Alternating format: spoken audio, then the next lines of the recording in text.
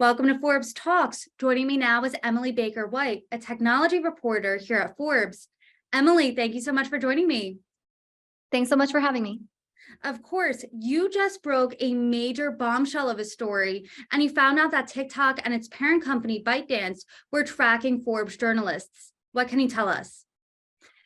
So this story began back in October when we published a story saying that we knew that a ByteDance team called the Internal Audit and Risk Control Department had tracked the specific location of individual US citizens for a purpose that didn't have to do with advertising or serving them content in the app. Now, we actually knew back in October that we were the people who were being tracked, but we couldn't say that at the time because we were protecting a source. Now that ByteDance has actually admitted that they did track journalists, we're able to say much more about what we know about how this tracking took place. Wow, that sounds very chilling. Walk us through how you found out. Well, I'm limited in what I can tell you about how this information came to my attention, but a source did come forward with information about this. We were later able to corroborate that information with other sources as well.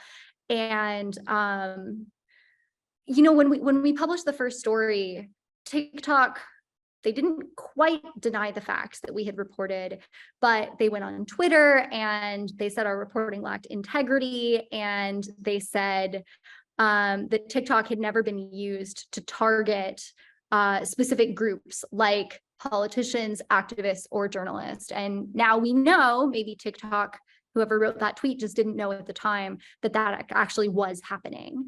And we knew that at the time. So it does feel vindicating to hear that the company has acknowledged that they did this and that they're taking responsibility for it. What's your response to that October tweet that kind of, poo-pooed your reporting a little bit?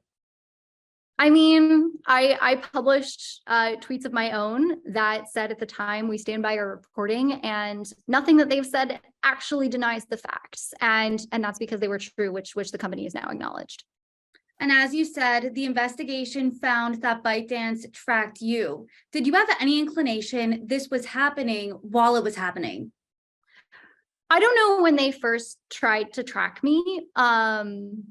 But I am comforted by the fact that I've never gotten into using TikTok, the app.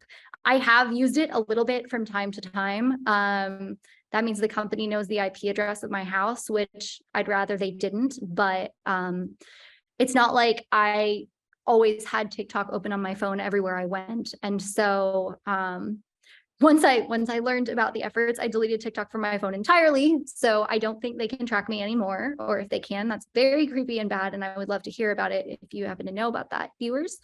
But I thought it was unwise of the company to do this. I didn't at any point really fear for my personal safety, though. What's your response to TikTok and ByteDance after finding out they were tracking you? I wish they hadn't said that we lacked integrity the first time around. And let's talk about this as a whole. What message does this send to the free press? This is not the only time a tech company has used an app to track journalists. We know that Facebook did it and we know that Uber did it. In both situations, it was a big deal when it happened, and the companies ended up paying dearly for their use of this tracking technology. And I think, like, right now, the question that a lot of people are asking is, if ByteDance could do this for journalists, who else could they do it for? What other rationales could they come up with? The department that was engaged in this tracking has also, we reported here at Forbes, has also sort of pushed out other executives at the company who were seeking more independence from ByteDance leadership in China. And so I think basically the problem is, now that we know that this happened once at the company, there are a lot of people who worry it could happen again, or some variant of it could happen again. And this is happening in a moment when TikTok and ByteDance are already fighting a big trust deficit. And it's a bad look if you're trying to gain the trust of people who might be worried about what you're doing with their data.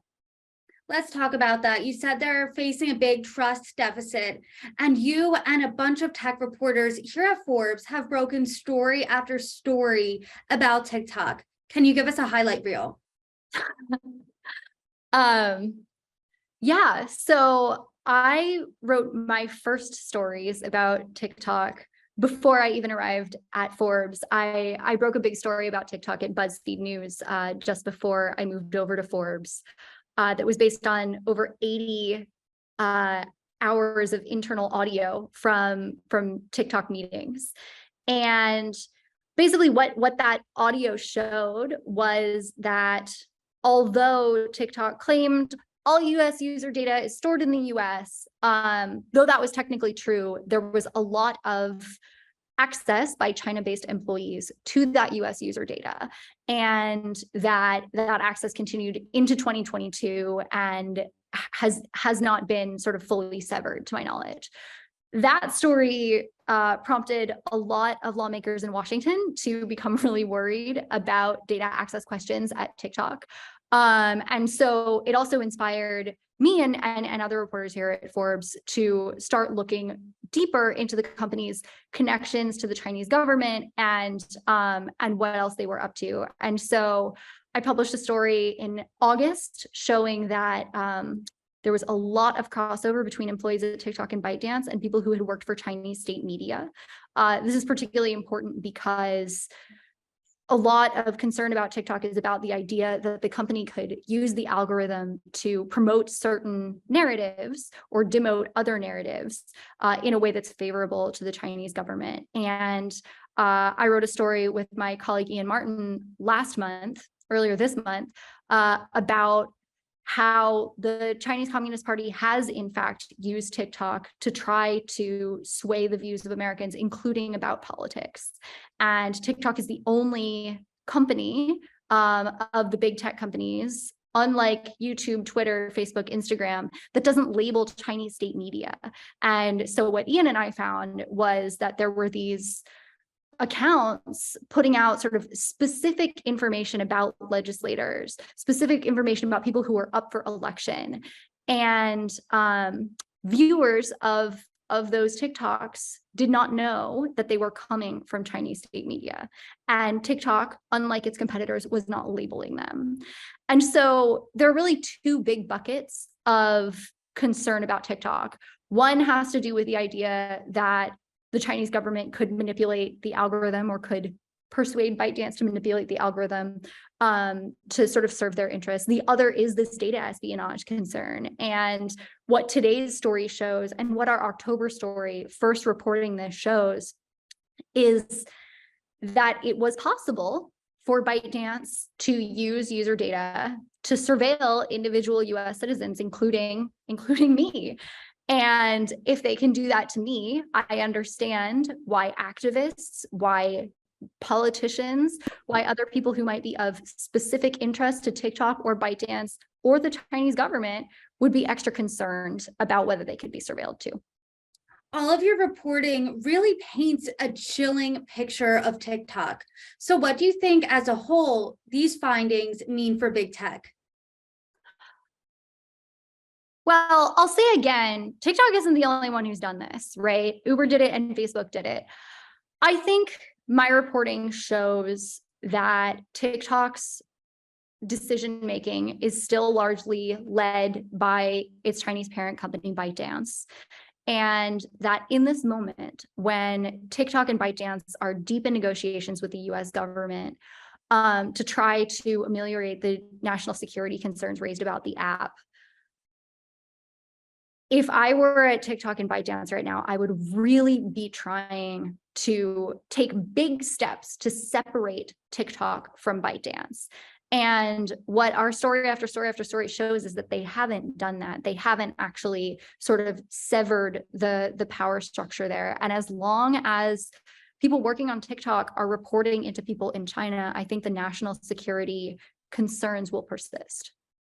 Your reporting and investigation comes as legislation regarding banning TikTok in varying degrees has been introduced in Congress. And Senator Mark Warner responded to your findings. What did he say? In a statement, Senator Warner said, this new development reinforces serious concerns that the social media platform has permitted TikTok engineers and executives in the People's Republic of China to repeatedly access private data of US users, despite repeated claims to lawmakers and users that this data was protected. He said, the DOJ has also been promising for over a year that they are looking into ways to protect US user data from ByteDance and the CCP. It's time to come forward with that solution, or Congress could soon be forced to step in. Emily, you found out that TikTok has been surveilling you. Are you going to keep investigating TikTok? Yeah, you bet. I certainly am. I am only more interested in covering this company after learning this information. Great. I love to hear it. And I love to read your reporting, as everyone does. Emily Baker White, thank you so much. Thank you so much.